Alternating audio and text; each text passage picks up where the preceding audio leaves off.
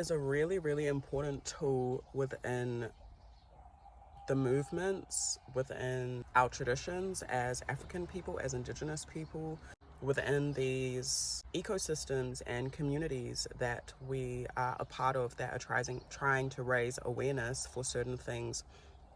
You know, it's really important not to neglect the artist and to remember that the artist is the art itself is a big part of the revolution. It's a part of delivering the messages that need to be delivered. We cannot do this mahi without the art itself. So this is a time for artists. Doesn't matter where you are, what kind of art you create. It's important for us to step up and fall in line with our practice. A lot of us are paneled message, so I don't actually particularly feel this for myself, but for some of us, we are going through blocks within our creativity because it's time for us to stop focusing our art solely on ourselves, but focusing it on the collective. So if you're experiencing a block within your creativity, it's because you are maybe potentially being a bit self-absorbed. And it's fine, but it comes to a point where it's like, is your art just going to be about yourself and your own personal experiences and struggles, which are perfectly fine, that's a part of the message, but are you going to be doing art or is your creativity going to be for the community as well? But it's also really important to do this with pure intention, especially within the kaupapa, within the movements, within the activist community and all of that stuff. It's so easy for our ego to get involved. It's really important for us to do things with a pure heart, and be there for those that need this tool, this resource, and offer it. That's something that I try to do regularly, is I offer my art, because I know how powerful art is. And if we look back in time and look at all the revolutions that have happened in the past, art was a very, very powerful documenter, and also documentation of the time. And a lot of artists, if we look at them, a lot of creatives were attacked for their art, attacked for the message that they were trying to relay through their art. If we are going to do this, we need to check ourselves. We need to check that we're doing this with pure intention. And that is something that Source always talks to me about, is making sure that things are done with pure intention. And there will be people that think that you are doing things, or that we are doing things to boost our ego, or for clout, or for whatever. One thing about me is that there are other things that I could be doing for clout that are way easier on the heart. So when people think that I'm doing things because I want money or because I want to benefit myself, I think this is quite funny. I could just go do something way easier, way lighter to make money than be within the movements or be within these certain kaupapa, because it's actually not easy. For me, what drives my art and what drives my work is my heart. Interesting, as a feminized person, as an attractive feminized person, and as a black feminized person, and particularly dark-skinned, people can be very intimidated by my essence, or our essence that we carry. And I speak about this all the time. And sometimes it is not just white people, it will be the people that you are trying to support. So if you are going into this mahi, please protect yourself as well. Protect your energy. Know what intention you are going into spaces with, and protect your heart at all costs, because it's so easy to be discouraged by the things that people will say or project out of their own ego. And I do find a lot of the time that it is men.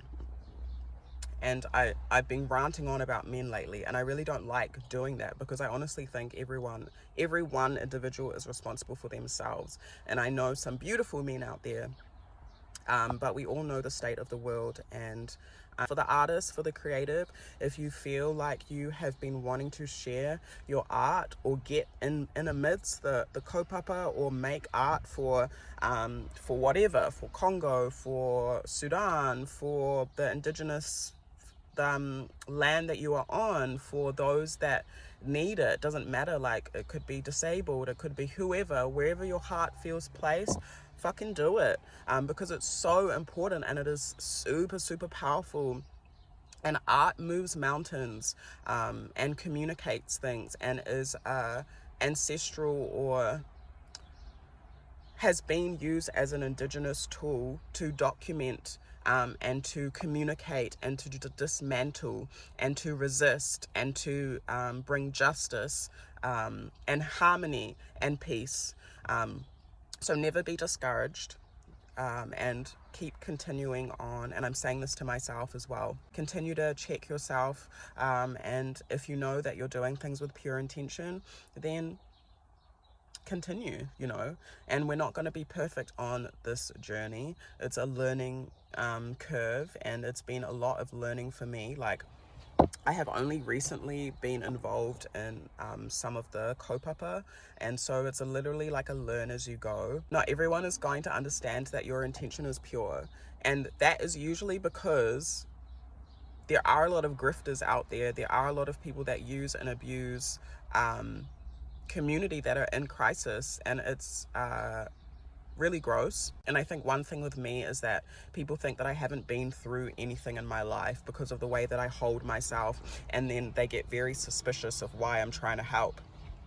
But I've been through a lot of things in my life, and just because you are part of the diaspora does not mean that it is not your right, your divine right, to go and help who you feel called to help.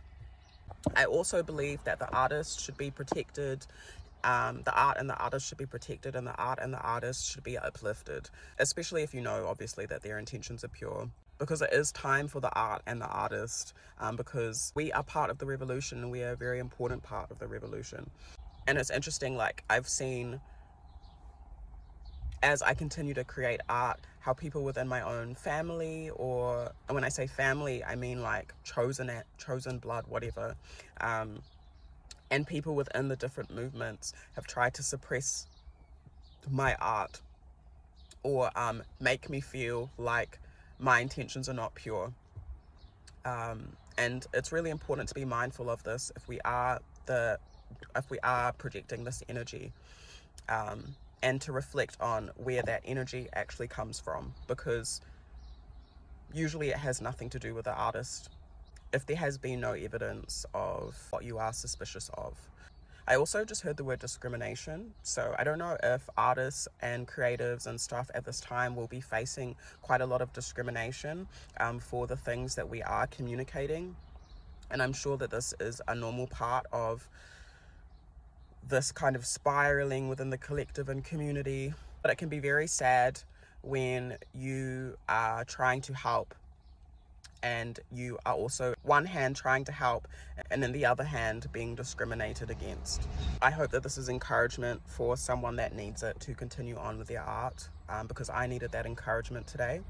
Forgot to say, if you can't understand why someone is doing something with pure intention, or how they are doing something with pure intention, it's usually because if you were doing it, you would not be able to do it with pure intention, or you are not doing what you are doing with pure intention yourself. If you are not directly affected by what is like happening within the movement or the kaupapa, like, like what is being raised or what we are raising awareness for, like if it's not like you directly, it is not your place to discriminate against or police the artist or the creative.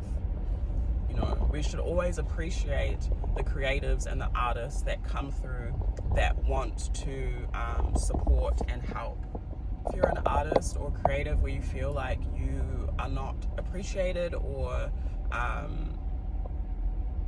your intention is like constantly questioned, even after you have spent time and built your relationship, and it's not people that are directly affected,